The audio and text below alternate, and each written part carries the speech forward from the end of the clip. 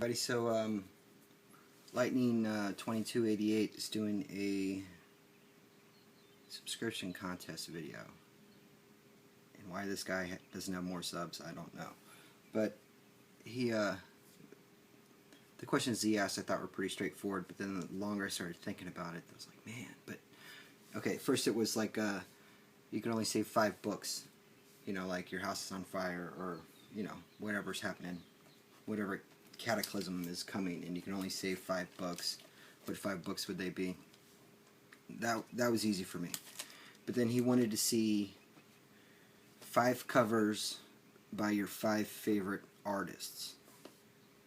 And at first I was like, oh, that's sweet, because I mean, you know, short list, bam, bam, bam, bam, bam. And then I'm thinking about it. I'm like, well, there's this guy, and there's this guy, and I even like I changed my mind at one point and went with somebody else when I was digging through my boxes. It was like, oh, I can't believe I forgot this dude. But let's get to it.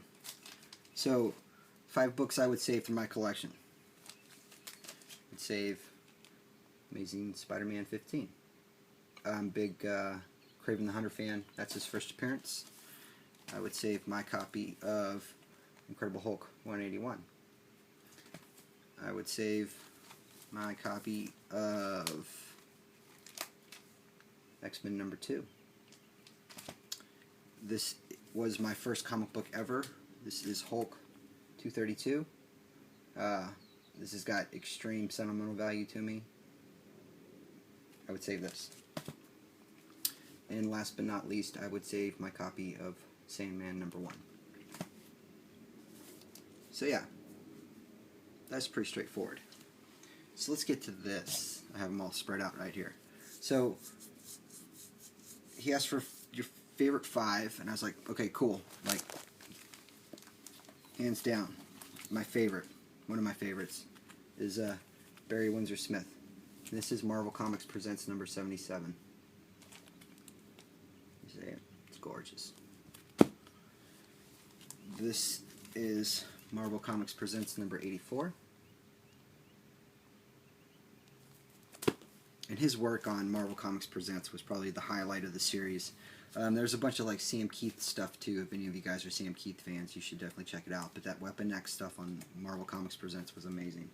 This is Uncanny X-Men #198. I just really like this Storm in the Clouds cover. I got a thing for blue too. This is Conan Saga #1. I just really dig that. And I had a Daredevil cover that he did that originally was on the list, but it didn't make the cut when I pulled it out. I was comparing it to like this. This is Conan Saga #2, and I just really dug that too. I mean, these are reprints, but it's still a cover to this comic, so I'm counting that as that. So yeah, Barry Windsor Smith was a given. Dave Cockrum was a given. This is, these don't need to be in any order, but yeah. This is Amazing Spider-Man #108. I absolutely love this cover. This is Uncanny X-Men #105. Also very, very cool.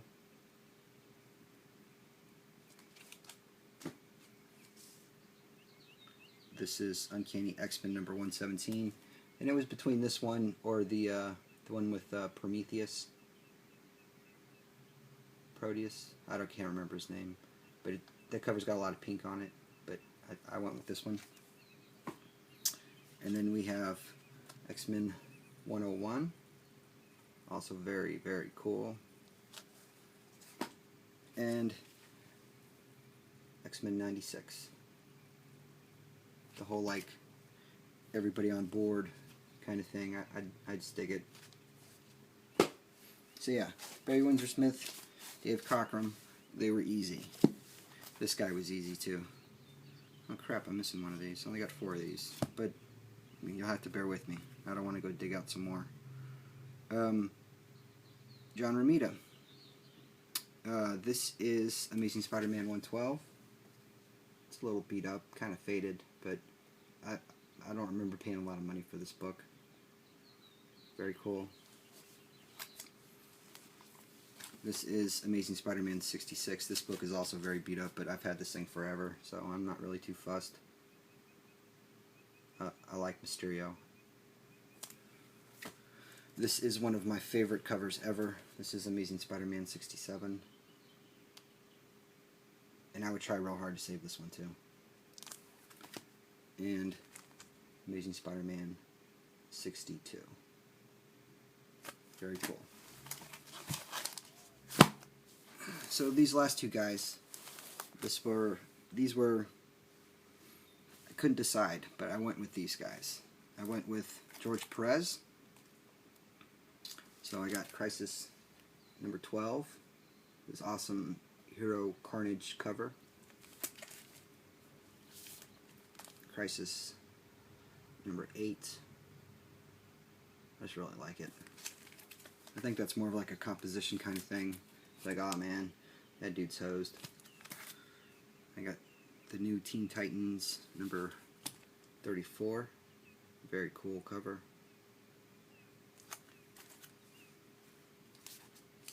'33. I think that's more of like the colors. And there's a lot of people that can't pull off water art-wise, but George Perez isn't one of those people. It's just really cool. And number 1. So right on. Put those right there.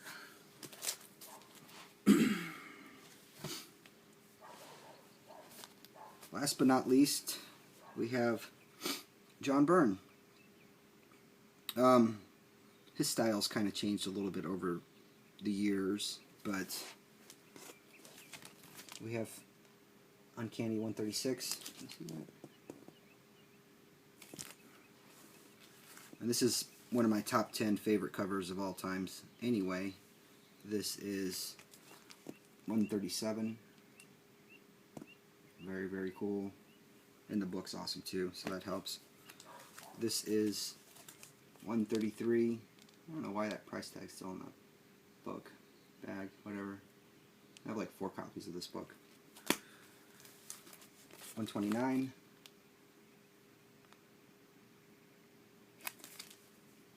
Awesome Wolverine cover.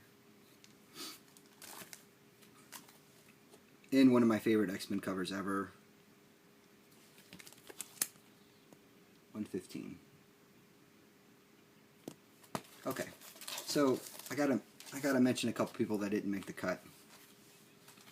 I was gonna go with Mark Bagley because I really liked his stuff on Amazing Spider-Man, and I was gonna go with Chris Piccola, who I came into his art on Shade the Changing Man, Vertigo title from the '90s.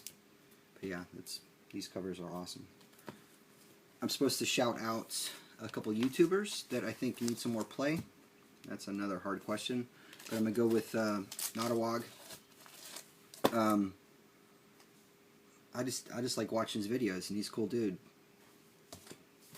And I'm also gonna shout out roninla. He's kind of laid back. He's kind of a slow burn, but he pulls in some cool stuff. It's nice to see perspective. So yeah, that's my video entry. So thanks and congrats again, man. That's awesome. You have a nice day.